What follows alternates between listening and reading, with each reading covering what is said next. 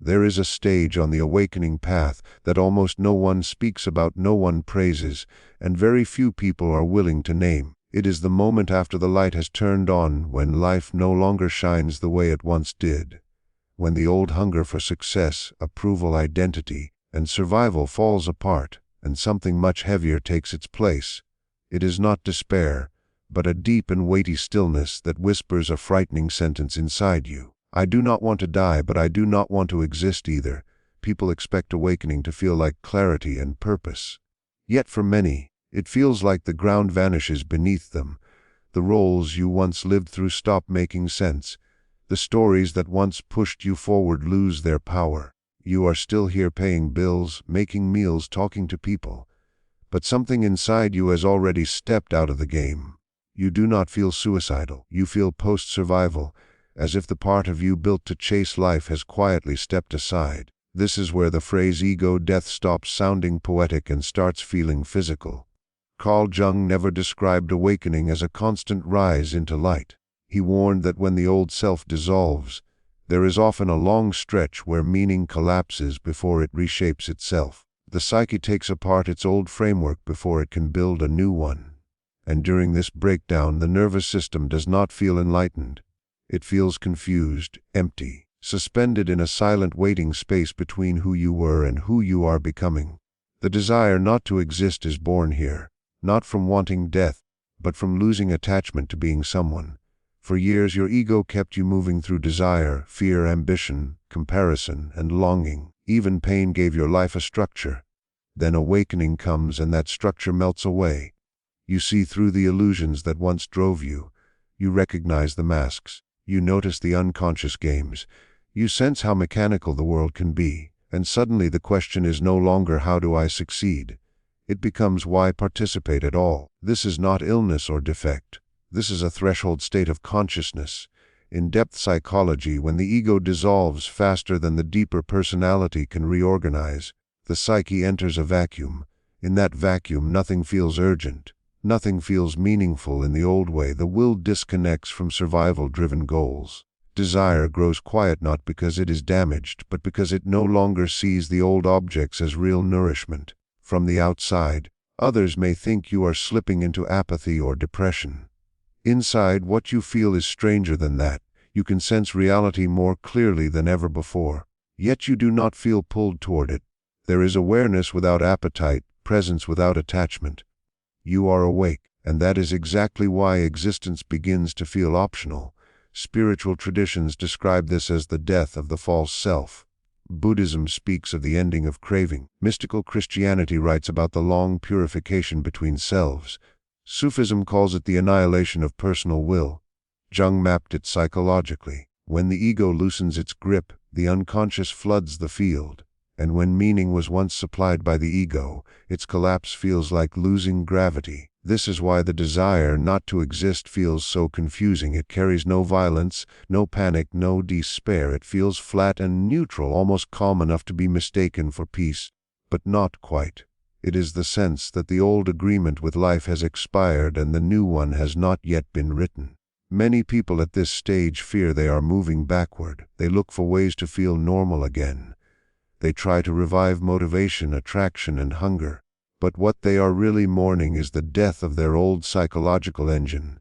The system that once ran on fear and craving can no longer fuel the next phase of becoming. The nervous system does not yet know how to live without appetite. So existence feels heavy, not painful, not urgent, just unnecessary. Days continue to pass. You function, you speak, you eat, you work, but the old inner yes to life is gone. In its absence, a frightening neutrality takes over. This is where many people confuse transformation with collapse. But collapse is only the first movement.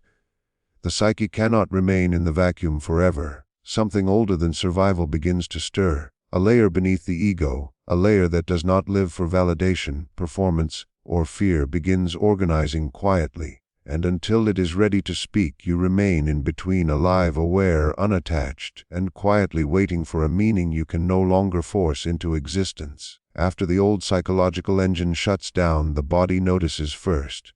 The mind may understand what happened, but the nervous system is confused.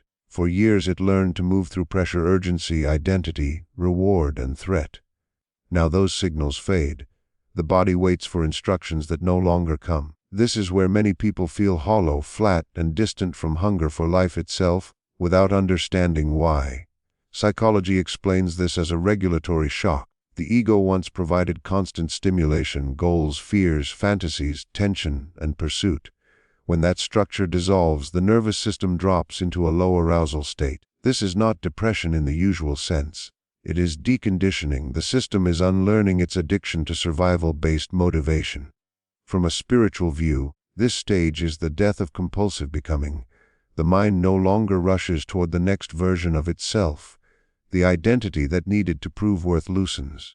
The will shaped by lack runs out of fuel, and instead of instant freedom, what arrives first is silence inside movement. This is why the desire not to exist feels dull rather than tragic. It is not about escaping pain. It is about the absence of inner pressure. No inner push, no chase, no urgent pull toward the future. The personality remains, but the driver has stepped out of the seat. In Jungian language, this is when the ego no longer rules the psyche, but the self has not yet taken its place. The conscious mind floats without an organizing center. The inner hierarchy dissolves before it rebuilds at a deeper level. This is why people say they no longer feel like a person the way they used to. That is not a metaphor. The psychological structure that once defined personhood is actively rearranging. Other psychological frameworks describe a similar process. In existential psychology, it is the collapse of meaning structures. In trauma-informed therapy, it resembles a freeze response without fear. In transpersonal psychology, it is called a non-ordinary state of consciousness. Different words, same territory. The danger here is not that the desire not to exist appears. The danger comes when the mind interprets it through the old survival lens and decides something has gone wrong. From the ego's point of view, stillness feels like failure. The ego was built to strive. When striving disappears, it panics. It labels the void as sickness, regression, or loss. But from a deeper psychological view, this void is not emptiness, it is open space. And open space is where the deeper personality can finally assemble without interference. This is why forcing motivation rarely works. Trying to revive the old self only increases inner conflict. You are asking a dissolved structure to return inside a psyche that has already moved beyond it. The nervous system resists because it knows something irreversible has happened. What begins to grow here is a quieter way of being, a mode of functioning that does not come from hunger, lack, or fear. At first it feels empty because it does not speak in cravings. It speaks in subtle direction. You may notice small shifts: sensitivity to what feels false, intolerance for inner contradiction, withdrawal from meaningless rhythms, attraction to simplicity without effort. This phase feels disorienting because it offers no dopamine-rich signals. No dramatic pleasure, no rush of becoming, just an unfamiliar neutrality that slowly reshapes perception. Spiritual traditions call this the desert phase, not as punishment but as preparation. The excess noise of the psyche has been stripped away so a different intelligence can emerge. Jung described this as the withdrawal of projection, when the soul no longer places its meaning onto people, achievements, or future fantasies. When projection withdraws, the world loses its shine, but what replaces it is not darkness, it is depth without decoration. This is also why relationships feel different. You may no longer feel the urge to perform, impress, cling, or merge. Old emotional strategies fall apart. You begin to see people without the filter of need. At first this can feel isolating, because need once acted as the invisible glue holding everything together. The desire not to exist is not a wish to disappear. It is the psyche saying it no longer recognizes itself in the old shape of life.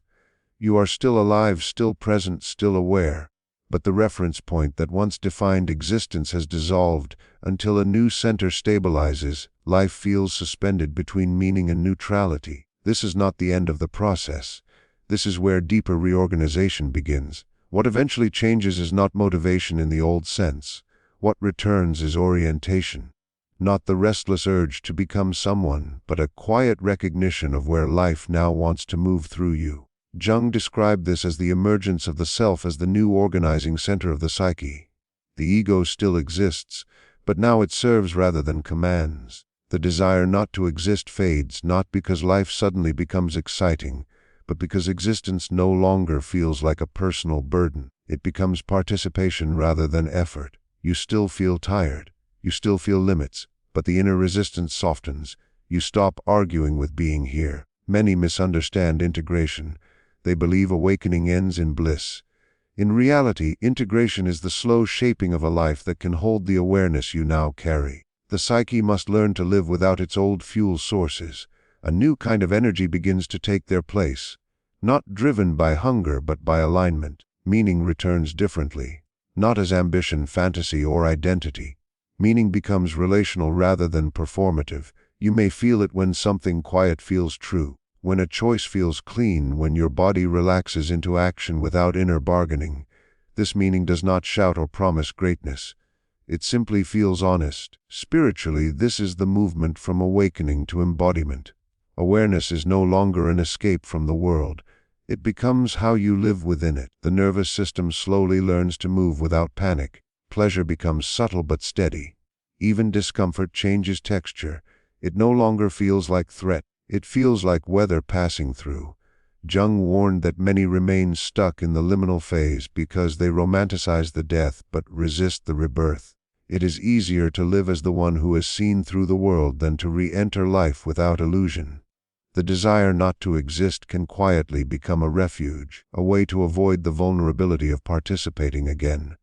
But participation now carries a different quality. You no longer trade yourself for validation or chase reflections of worth.